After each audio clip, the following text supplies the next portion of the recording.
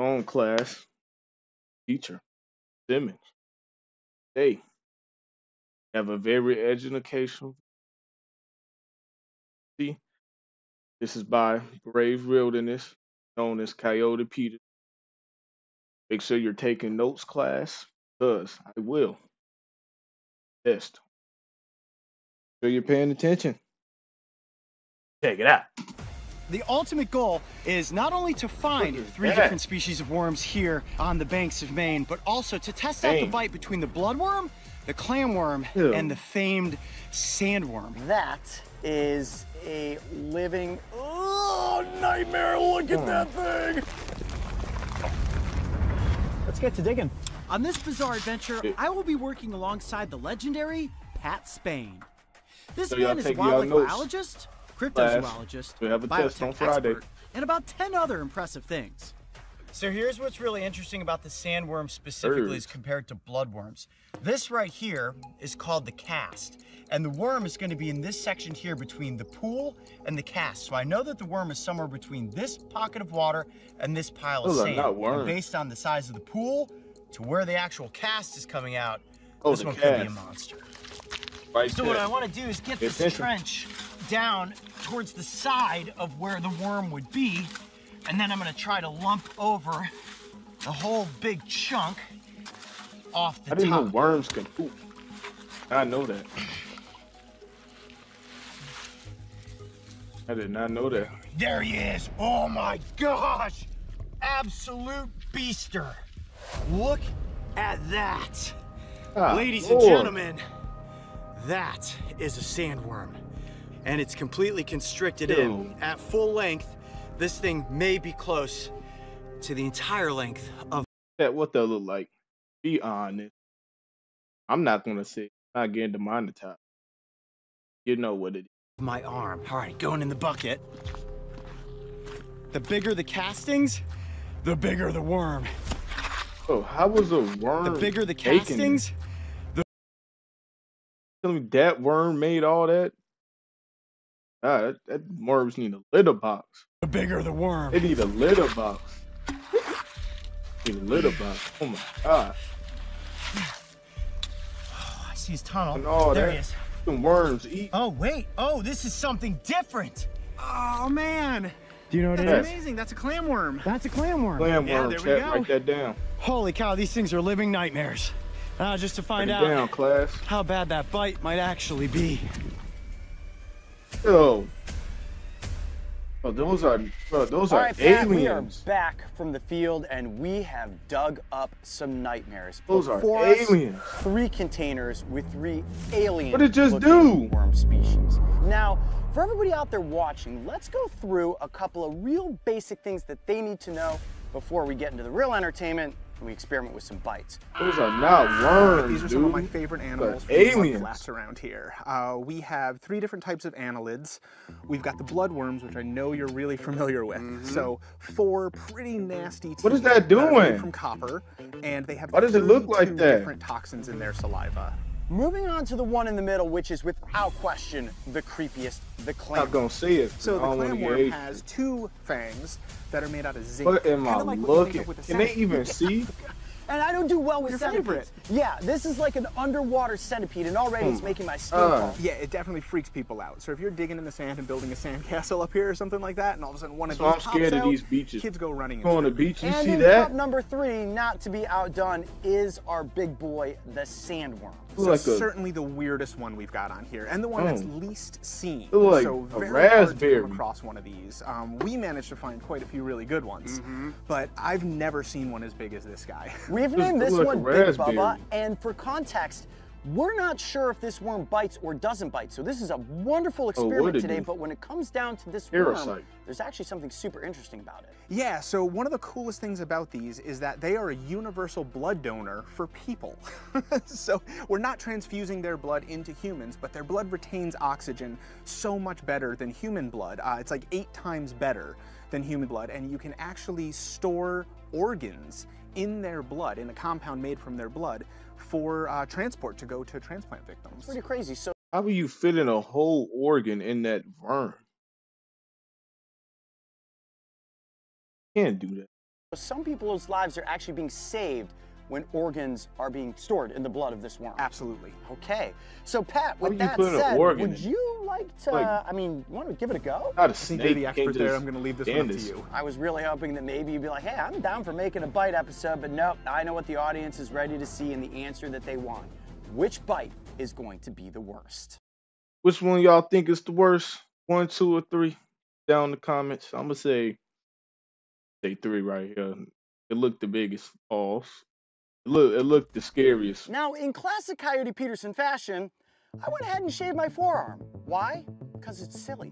And we've got a target for the bloodworm, the clamworm, and the sandworm. And just so that I can line up the bite properly, we put a little circle. We're gonna put the proboscis right in the middle. All right, fellas, come on out of there. Oh gosh, it's like toxic spaghetti. Look at that. My arm's kind of kid on camera. Pick that up. All right, let's get into it, y'all. The procrastinator. Come on. 3 massive bloodworms out and on the plate. Now, it's important to note that all of these worm species are capable of breathing out and in the open. And, there's a proboscis right there, Mario. I don't know if you're getting that shot, but I see that this one is definitely ready for a bite. I'm Coyote Peterson, and I'm about to enter the bite zone with the bloodworm. There's the proboscis. Is that? 1. That is not worms. Those are baby. 2. Here we go. 3. Yo. Oh, that's it. That's the one. Already? Full grapple. That's what we're looking for. Okay. Worm Dip? off. Worm off. Ooh, yeah. Okay. Hamster Little burn food. going. I'm going to put this worm back in the cup. You can see 1, 2 little tiny blood spots. That wasn't that bad. On the edge of my arm. Now, I'd probably compare it to something like a fire ant sting. You know it's happening, but it's not something that's gonna send you into like, oh my gosh, it's yellow jackets or a bullet ant or an executioner wasp. But sure enough, that right there is a successful bloodworm bite. And now, the worm that I'm most afraid of. Okay. Make sure y'all not eating while watching this. Is a walking, living, nightmare. Look at that thing. Step on it. If that is not intimidating, I don't know what is. It's like a mixture of a centipede meets an earthworm meets your absolute worst nightmare. God. And up front will be 2 fangs that are gonna bite into my skin. Is that? All right, Pat, you ready for this? Oh yeah. All right, so what I think the tactic here is gonna be. It's gotta be like in Australia or something. Really just got some I don't know, monsters, insects, and living things from outer space. Is to actually get up the worm. I'm gonna let it walk on my arm a little bit just to see if it will bite naturally, and if it doesn't, I'm gonna go for the grab and put it in the target zone approach. Oh. What is I just saw the proboscis come out. Did you see that? Yep. Ow! Almost. It got me a pinch. Can't even bite on them right. That's not even in the circle. I'm probably the only person in the world that would be like, come on, bite me. You can't even bite him. I might need to bite your finger because I don't know if it's going to get purchase on that part of your arm. Get it. Oh, this is really nerve-wracking. Here for you. Okay. That's it. Yeah, it got me, but it is not strong enough to break skin. Try the webbing. Oh, so you good. Fingers. Good then. Can't break through. Yeah, that could be it right there. That's the spot. I think it's gonna get purchased. Can't break through the skin. That part. Ain't strong enough. I can feel it, but this dude's not crazy. Sure it's gonna be able to break.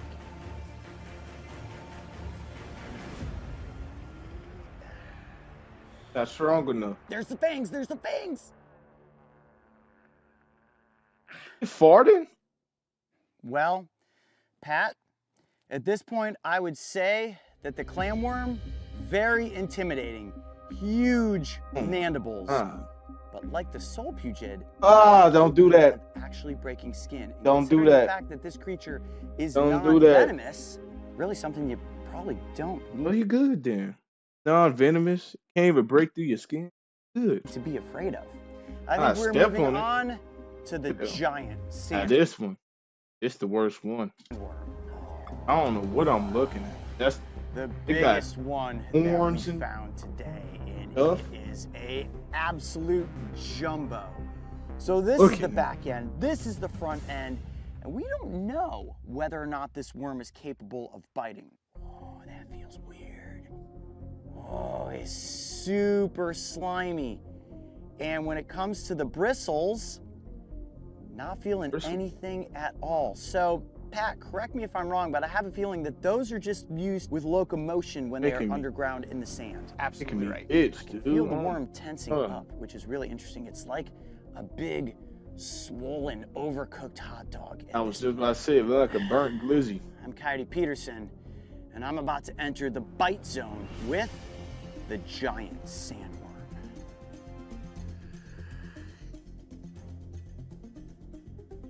Oh, man, the anticipation. This is that moment where you're like, okay, either something really painful is about to happen or absolutely nothing's gonna happen. It's like in a horror film when you're like, don't go in there, don't go in there. It's kind of like, why are you putting this thing on your arm? Is that? It's like thinking about it. Maybe. Maybe. Oh, it certainly is intimidating. It is a big, big worm. And it's sliming me. Here it comes. Here it comes. Is that? The proboscis? Just teasing us? Like an armadillo. I would say, at this juncture, not super aggressive, right? Well, here's one thing that we do know about the sandworm. Based on the design of their burrow, we know they are filter feeders. When you're talking about the bloodworm and you're talking about the clamworm, they are technically predatory worms that are actively hunting for prey. So this guy's more of a sit, wait for things to sink down into its hole and filter them through its system. And to be honest, guys, in all the research that we did, nobody has recorded this worm as actually having bitten people. And while you don't come across them too often, I'd say what we've got here is nothing more than a gentle giant. I was wrong. I gotta tell you, when it comes to creepy, this guy definitely takes the cake. What a big boy. Hey, there's my big bubba. I was wrong. Look at my big boy. He's just like plump and plump. Well, Pat, we've got some results on here. that. We do. So with the bloodworm, we did actually have a bite. Oh yeah, you got a good one. Oh, dude. When it comes to the clamworm, very intimidating pinchers. Absolutely. You know, what you find with most animals that look really freaky is that, you know, looks a lot worse than it is. Yeah. And when it comes to the sandworm, big, giant, alien looking, and all it did was slime me and spill iodine all over my skin. Yeah, and it's a good defense mechanism. I mean, iodine does not taste good.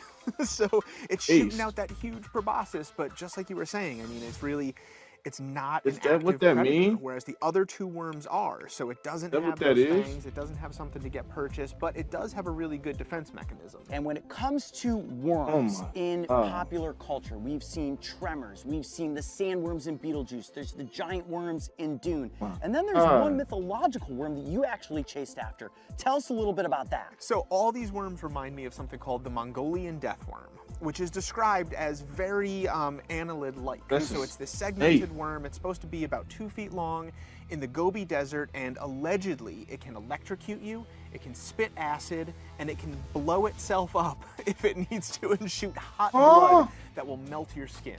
That's not real. Searching for this thing and that's not a real worm. Yeah, unfortunately we didn't. That worm is real. I'm doing the back. That's not find real. any, I don't but care what you I'm say. not alone in looking for it. Actually, the first documented evidence of someone searching for this, the first Western person going to look for this was Roy Chapman Andrews. That's who Indiana Jones is based on. That is pretty darn cool. Well, we know that in many instances, an animal's bark can be far more impactful than its bite. Absolutely. You know, nobody should be freaked out by these things. It shouldn't stop people from going and having a great day on the beach and digging around and seeing what you can find. And you know what? If you come across one of these creatures, look at it for a few minutes, admire it, put it right back where you found it, and they're doing a lot of good by filtering things through the environment and you know, they serve some sort of purpose, right? Absolutely. As they burrow under the ground, they're aerating, they're bringing nutrients, they're moving nutrients around in the soil for a whole bunch of plants and other animal species. So for sure, they have a really great purpose in the marine ecosystem. Alien. I'm so sorry for that, boss. Hey, if I see one of these outside, I better not see these type of worms outside. Looking, but very necessary. Pat, I see it, thank you so much for being a part of today's episode. I would have shook your hand, but it's completely covered in slime. But this was an absolute What am I looking at? This was awesome. I really, really enjoyed it. Thank you. I'm Coyote Peterson. Be brave, stay wild. We'll see you on the next adventure. Hey, Coyote Pack, if you're looking for the perfect, super fun, super educational... Hey, man, class, so you take your notes for a very educational video. Something different. Take your notes. We'll have a test Friday.